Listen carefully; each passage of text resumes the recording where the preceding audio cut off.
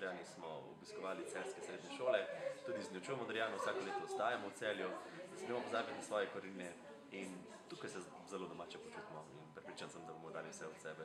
V naši navadi je, da igramo včasih kar brez pavze ure in ure, tukaj ne bomo prišli počivati, no. Bomo po moje dali toliko energije od sebe, da bomo prvega samo spali.